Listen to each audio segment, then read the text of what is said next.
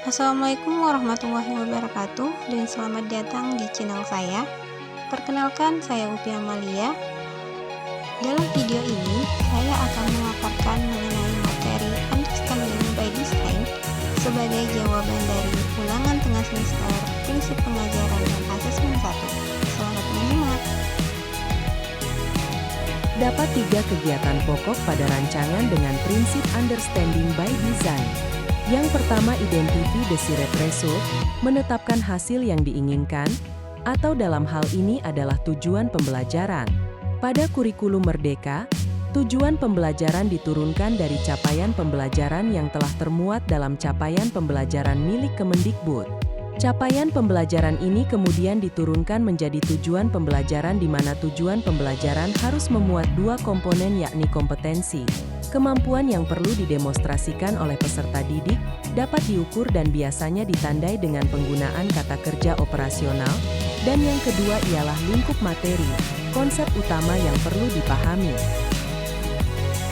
Kegiatan kedua adalah determine acceptable evidence, menetapkan bukti yang dapat diukur, atau dalam hal ini adalah asesmen. Terdapat 3 jenis asesmen yakni asesmen awal, asesmen formatif, dan asesmen sumatif. Selain itu, jika ditinjau dari fungsinya terdapat 3 jenis asesmen yakni assessment for learning untuk perbaikan proses pembelajaran, assessment as learning sebagai refleksi proses pembelajaran, dan assessment of learning sebagai evaluasi atau untuk mengambil nilai akhir. Kegiatan terakhir adalah plan learning experience, merancang pengalaman belajar. Setelah menentukan tujuan pembelajaran serta teknik dan instrumen asesmennya, kegiatan selanjutnya adalah merancang pembelajaran yang bertujuan untuk mencapai tujuan pembelajaran dan di dalamnya juga telah termuat teknik asesmen yang digunakan.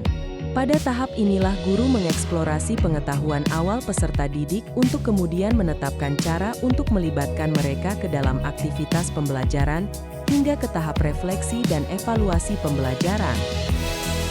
Tujuan pembelajaran, asesmen, dan kegiatan pembelajaran memiliki keterkaitan yang sangat penting, di mana tujuan pembelajaran merupakan goals yang harus dicapai.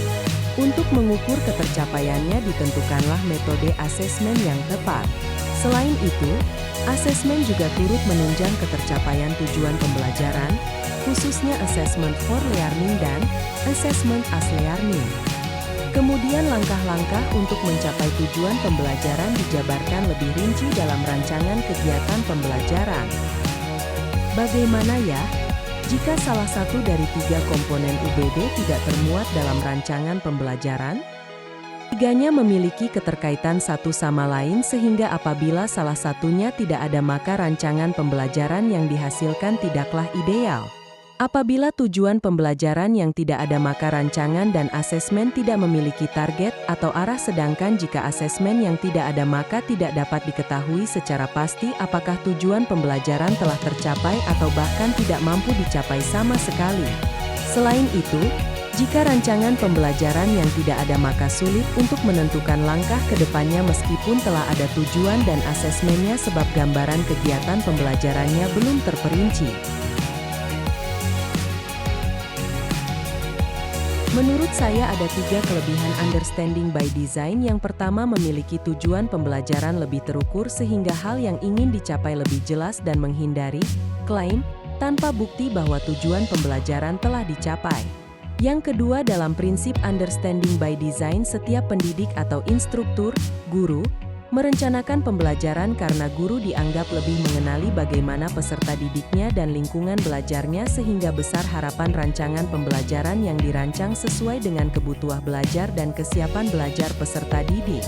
Kelebihan yang ketiga yaitu menghindari aktivitas yang hanya berorientasi pada perencanaan pembelajaran dan tidak dapat dievaluasi.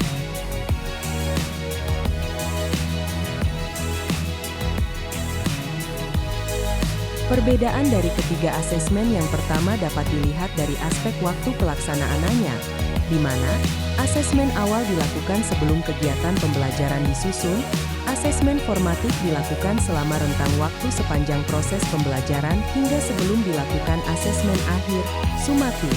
sedangkan asesmen sumatif dilakukan di akhir tiap capaian pembelajaran. Perbedaan yang kedua dapat dilihat pada tujuan pelaksanaannya. Asesmen awal dilakukan untuk mendiagnosa kemampuan awal peserta didik, aspek kognitif, gaya belajar, kesiapan belajar, hingga lingkungan belajar peserta didik, aspek non-kognitif, dan hasil asesmen dijadikan acuan untuk menyusun pembelajaran. Asesmen formatif dilakukan dengan tujuan mengetahui sejauh mana tujuan pembelajaran sudah tercapai dan apa langkah yang harus diambil selanjutnya dalam rangka mencapai tujuan pembelajaran. Sedangkan asesmen sumatif dilakukan untuk memastikan ketercapaian tujuan pembelajaran secara keseluruhan tiap satu capaian pembelajaran sekaligus untuk mengambil nilai akhir. Contoh dari asesmen diagnostik ialah gaya belajar, kesiapan belajar, motivasi diri, hingga kemampuan awal peserta didik, non-kognitif, dan kemampuan awal peserta didik kaitannya dengan materi pembelajaran, kognitif.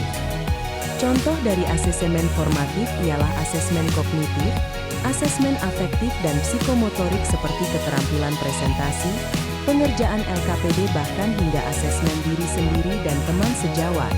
Contoh dari asesmen sumatif ialah ujian akhir semester asesmen tiap akhir capaian pembelajaran.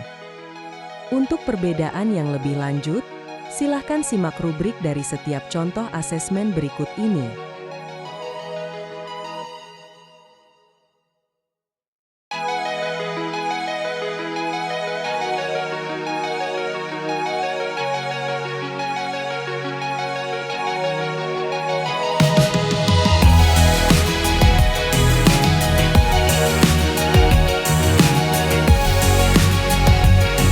Memonitor perkembangan peserta didik maksudnya adalah guru mampu memahami di mana ketercapaian pemahaman dari peserta didiknya dalam rentang pembelajaran tertentu seperti apa yang telah dipahami oleh peserta didik, apa yang belum dipahami, apa yang keliru dari yang telah dipahami, apa yang sulit untuk dipahami, dan kaitannya dengan materi pembelajaran.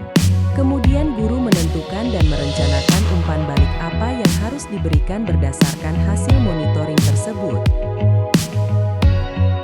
Itu tadi pemaparan